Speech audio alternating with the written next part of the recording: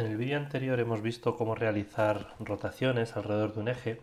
Vamos a ver ahora cómo se pueden realizar rotaciones alrededor de varios ejes y en qué modo esto afecta. Primero es indicar que la rotación alrededor de varios ejes no es algo intuitivo, es mucho más fácil ver qué pasa cuando roto alrededor de un eje, pero rotar alrededor de dos no es tan sencillo. Entonces, como en ocasiones anteriores, vamos a empezar con un cubo de prueba, 10, 5, 20, por ejemplo, un cubo asimétrico, para de este modo poder ver cómo afectan las rotaciones. Lo dibujo y simplemente por recordar, vamos a ver qué pasa cuando roto este cubo 45 grados alrededor del eje X, ¿de acuerdo? Este es el eje X. Entonces, para realizar esa rotación,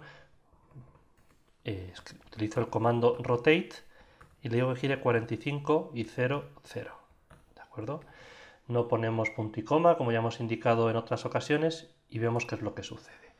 Pues vemos que lo que ha sucedido es que este cubo se ha desplazado, o ha rotado, perdón, 45 grados alrededor de este eje. Si el dedo gordo lo tenemos apuntando en esta dirección, los dedos, el resto de dedos de la mano derecha nos indican que rota en esta dirección, lo cual es correcto. Vamos a ver qué pasa si ahora aplicamos otra rotación de, por ejemplo, 75 grados alrededor del Z. Rotate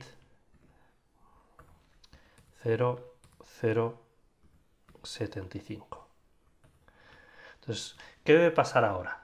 Vamos a intentar rotar esta figura para verlo mejor. Esta figura rotará alrededor del eje Z, el eje Z es el vertical y en esta dirección deberá rotar 75 grados. Si lo vemos desde arriba, quizás es más fácil entender qué va a pasar. Esta figura deberá rotar en esta dirección 75 grados. Vamos a verlo. Efectivamente, hemos visto que ha realizado esta rotación, de modo que al final esta figura nos cae en una posición que es difícilmente previsible cuando nosotros habíamos dicho que rotaría 45 alrededor del eje X y 75 alrededor del eje Z. Entonces, entendamos el orden en el que se han sucedido estas operaciones. En primer lugar hemos creado el cubo, posteriormente lo hemos rotado 45 alrededor del eje X y finalmente 75 alrededor del eje Z. Como hemos dicho, las órdenes suceden en orden inverso al que aparecen escritas. Vamos a ver qué pasa si lo hacemos al revés. Es decir, la primera rotación que vamos a aplicar es de 75 grados alrededor del eje Z. Entonces, lo primero, vamos a recuperar el cubo sin rotar. Fijaos que si pongo estas dos barras inclinadas delante de una sentencia, no aplica, es decir, no sirve para nada. Es lo que se llama un comentario. Esto se suele utilizar o para evitar que líneas de código hagan su función, o bien para añadir cualquier tipo de texto que nos sirva para aclarar lo que vamos a hacer a continuación. Entonces, lo he comentado, veis que aparece en un color turquesa, eso quiere decir que esta línea es como si no estuviera. Así que partimos de nuestro cubo inicial sin ser tocado. Entonces, ¿qué pasa si ahora rotamos este cubo 75 grados alrededor del eje Z? Es muy sencillo, rotará en este sentido alrededor del eje Z vertical. Vamos allá.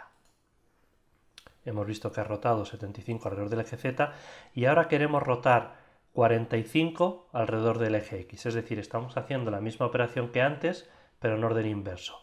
Nos ayudará a ver el cubo visto desde el eje X. El eje X es el que sale de la pantalla y por lo tanto debe rotar 45 en esta dirección. Vamos a verlo.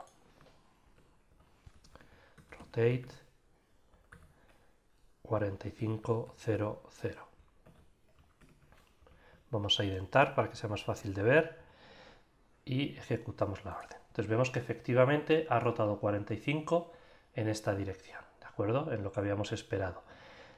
El orden en el que se han ejecutado las sentencias son: primero hago el cubo, luego roto 75 grados alrededor del eje Z y finalmente hago una rotación de 45 grados alrededor del eje X. Como vemos, este cubo queda en una posición muy distinta a como lo habíamos hecho antes. Para que esto se vea, podemos aplicar una cosa, luego lo explicaremos más adelante. Vamos a desplazar este cubo a esta posición, ¿de acuerdo? Para quitarlo del medio, con el único objetivo de quitarlo del medio. Para eso, anteponemos la traslación y le decimos que se traslade, por ejemplo, 30 unidades o 50 unidades a lo largo del eje X. Vamos de nuevo a aplicar la indentación para que sea más fácil. Identamos, identamos, identamos. Fijaos que todas estas operaciones actúan sobre el cubo. Por esta razón el punto y coma solo está al final. Y lo único que hemos hecho ha sido apartar este cubo. Lo hemos quitado del medio. Lo hemos quitado del medio por la mera razón de que queremos visualizar cómo queda el cubo sin que nos molesten. Entonces este mismo cubo, 10, 5, 20, vamos a aplicarle las rotaciones en orden contrario. Es decir, en primer lugar vamos a hacer la rotación de 45 grados. Identamos. Como ya sé cómo va a quedar, lo dejo identado en la posición que debe ocupar.